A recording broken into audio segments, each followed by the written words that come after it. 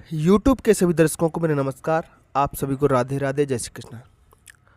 जितने भी दर्शक मुझको देख रहे हैं उनसे मेरी निवेदन है, रिक्वेस्ट है कि जिनने अभी तक हमारा चैनल सब्सक्राइब नहीं किया है तो प्लीज़ हमारे चैनल को सब्सक्राइब करें। आपके सब्सक्राइब और कमेंट करने से हमें मोटिवेशन मिलता है और नए वीडियो बनाने के लिए एक प्रेरणा मिलती है। आज की हमारी क्लास होने वाली क्लास नंबर 70।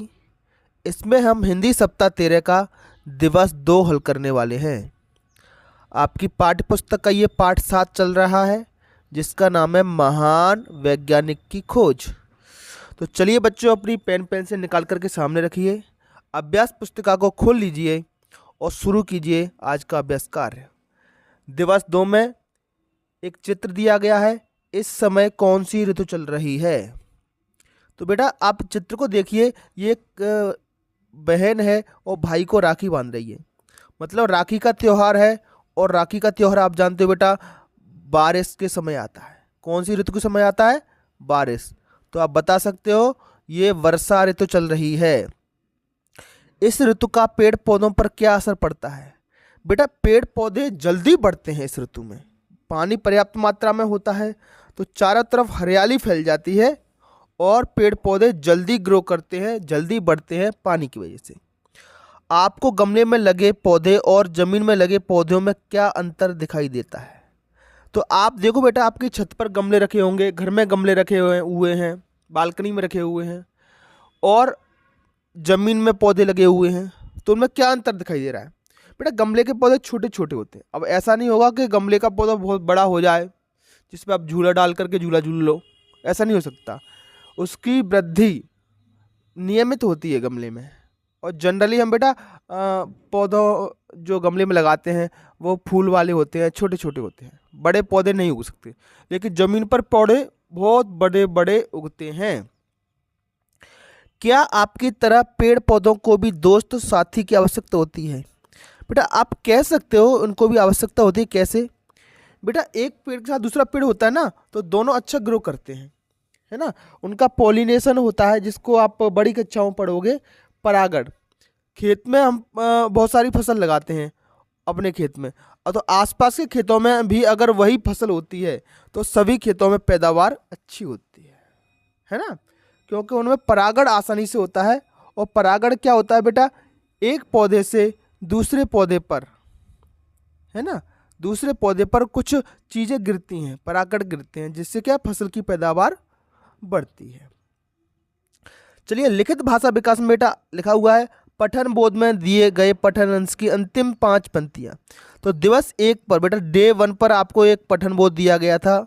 जगदीश चंद्र बसु, राजेश और रानी की बातों के बारे में दिया गया था। तो वहाँ से नीचे की 4 लाइनें, अंतिम 5 लाइनें, ठीक है, ये लिखा है अंतिम 5 लाइनें देख करके लिखना है। लिख दोगे प्यारे बच्चों? देखो दिवस 1 बता दूँ आपको, ये दिवस 1 रहा। यहाँ से 5 लाइनें आपको देख करके लिखना है, ये दिवस 1 है, ठीक है। अंतिम 5 लाइनें लिख दोगे बेटा, आसान है बहुत। 1 2 3 4 5 ये लिख देना, ठीक है। चलिए आगे बढ़ते हैं। अगला प्रश्न है डॉक्टर बसु ने, देखो जरा, डॉक्टर बसु ने क्रेस्कोग्राफ की सहायता से क्या पता लगाया? तो वहीं से इसका आंसर मिल जाएगा। डॉक्टर बसु ने क्रेस्कोग्राफ यंत्र की सहायता से पेड़ पौधों के स्वभाव का पता लगाया। यही डे 1 में जो आपका पठन बोध है वहीं से इसका आंसर मिल जाएगा दिवस 1 में से। अगला प्रश्न है ऐसे कौन से भाव हैं जो मनुष्यों और जंतुओं के तरह ही पेड़ पौधे भी महसूस करते हैं? बेटा उसी पठन बोध में आपको मिलेगा, ये लिखा हुआ है पीड़ा, भय, प्रेम, सुख आदि भाव हैं जो मनुष्यों और जंतुओं की तरह पेड़ पौधे भी महसूस करते हैं।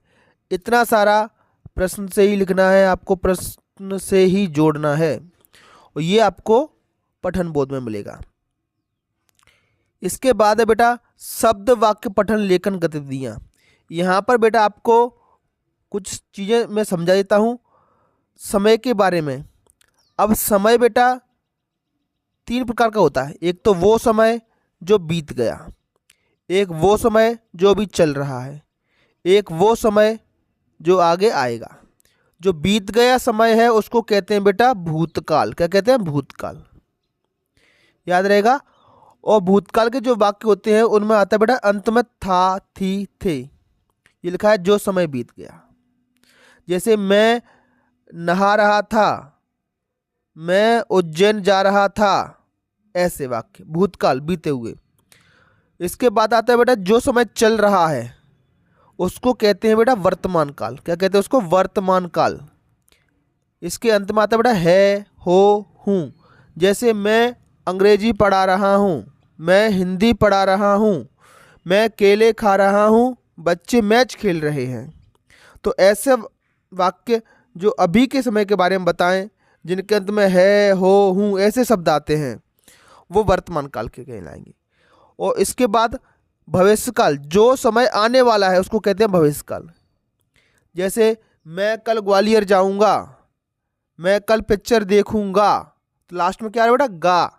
तो जिनके अंत में गागी गे आता है। ठीक है।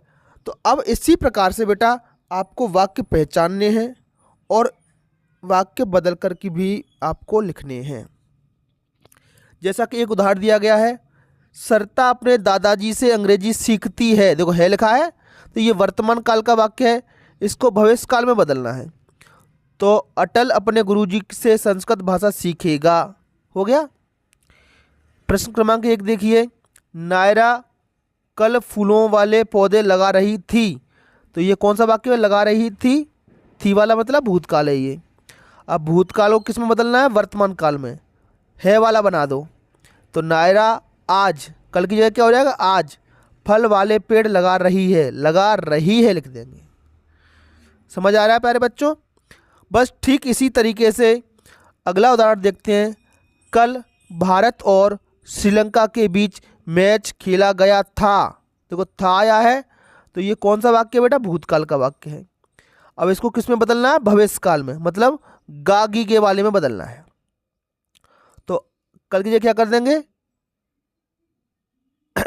आज भारत और इंग्लैंड के बीच मैच खेला जाएगा। देखो गा आ गया। प्रश्न क्रमांक 3, कल गांव में वृक्षारोपण का आयोजन किया जाएगा। तो गा मतलब ये भविष्य काल का वाक्य है, बदलना किसमें? भूतकाल, मतलब था, थी, थे वाले में। ठीक है। तो कल शाम में बाल सभा का आयोजन किया गया था, किया गया था लगा दिया। रानी की बुआ अलका कल घर आएंगी, गी भविष्य काल का वाक्य है। वर्तमान काल वाला बनाना है वाला। तो मेरी मौसी आज वापस घर आई है। ठीक है, आई है। तो याद रखें बेटा, है वाला वर्तमान काल है, था वाला भूतकाल है और गागी गे वाला भविष्य काल है। चलिए आगे बढ़ते हैं। उदाहरण के अनुसार दिए गए वाक्यों में उचित विराम चिन्ह आप जानते हो बेटा, ये होते हैं। एक तो ऐसा निशान होता है जिसको कहते हैं पूर्ण विराम, वाक्य के अंत में लगता है। अगर वाक्य प्रश्नवाचक तो वाक्य के अंत में ऐसा निशान लगेगा, इसको कहेंगे प्रश्नवाचक चिन्ह। अगर ओह, अरे, वाव, आश्चर्य की बात हो तो ऐसा निशान लगता है बेटा, ऐसा, और इस नीचे बिंदी, ये वाला। तो इसको कहते हैं विस्मयादिबोधक। और पेड़ पौधे, माता पिता, भाई बहन समान शब्द होते हैं, उनमें ऐसा निशान लगता है जिसको कहते हैं योजक चिन्ह। अगर कोई व्यक्ति कोई बात कहता है तो उसकी कही हुई बात को वैसा का वैसा लिखा जाए तो लगता है बेटा उद्धरण चिन्ह, ऐसे लगेगा, ऐसे, वाक्य के अंत में ऐसे लगा देंगे, इसको कहते हैं उद्धरण चिन्ह।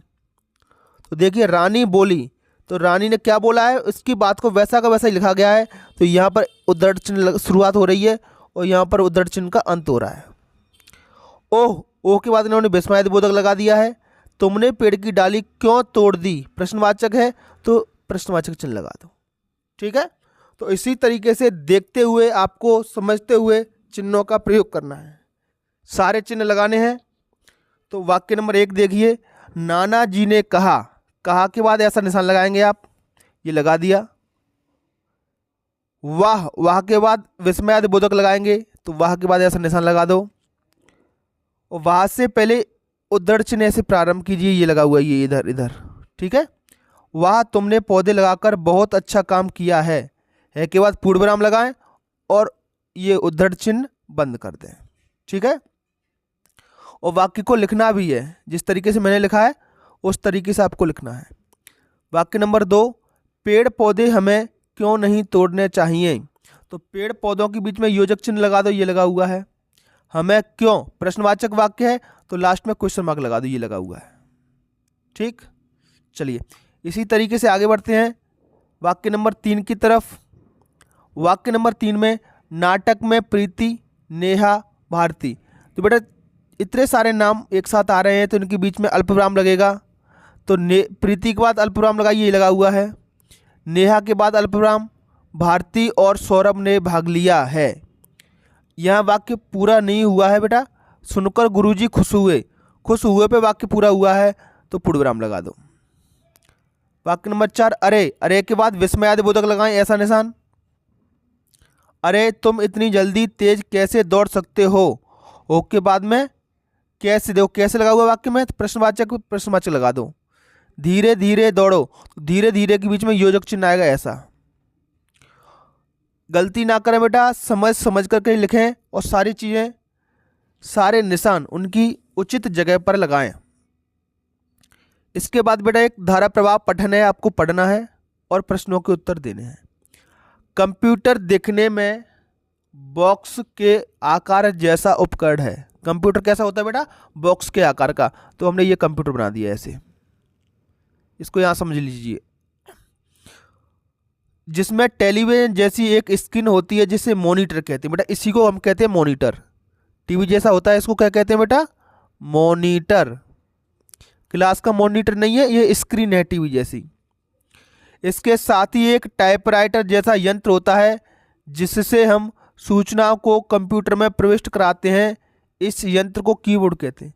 बेटा इसमें कुछ लिखना होगा तो आपके लिए एक यंत्र होता है टाइपराइटर जैसा, जिसमें ABCD अंक पूरे जो कुछ लिखना होता है उसके लिए बटनें बनी हुई होती है। इसको कहते हैं कीबोर्ड। क्या कहते हैं बेटा, कीबोर्ड। ठीक है, इसकी सहायता से कंप्यूटर को जो निर्देश दिए जाते हैं उनका परिणाम स्क्रीन पर दिखाई देता है। इस परिणाम को कागज पर छापने के लिए बेटा, इसके साथ में अगर इसको कागज पर छापना है तो इससे ही जुड़ी हुई एक यंत्र रहता है ऐसा, जो कि छापने का कार्य करता है। इसको कहते हैं प्रिंटर। ठीक, और इसमें एक माउस भी बना रहता है, इससे इसको हम चलाते हैं। माउस इसमें दिया नहीं गया है, आगे आएगा ये। ठीक है, तो ये सारी चीज़ें सीख लो। ये मॉनिटर है, ये कीबोर्ड है और ये प्रिंटर है।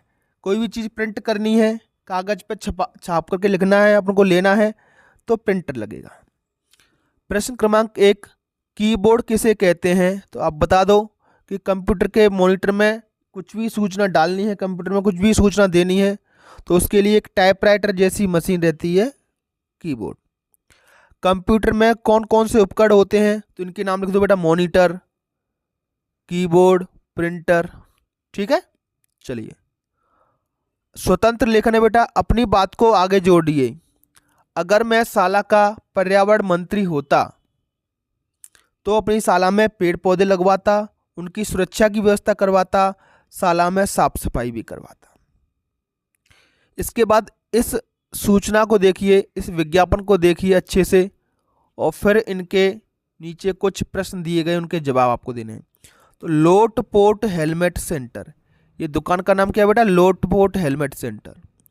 कहाँ पर है ये दुकान, जगह का नाम है हंसना नगर। धमाका, भारी छूट, स्टॉक सीमित। एक बार अवश्य खरीदें, पुरुष हेलमेट, महिला हेलमेट। ऑफर क्या है बेटा इसमें, पुरुष हेलमेट के साथ महिला हेलमेट फ्री। ये ऑफर है बेटा। आपके सिर का रक्षक हेलमेट, एक पर एक फ्री। इसके बाद बेटा हमें हेलमेट का प्रयोग क्यों करना चाहिए।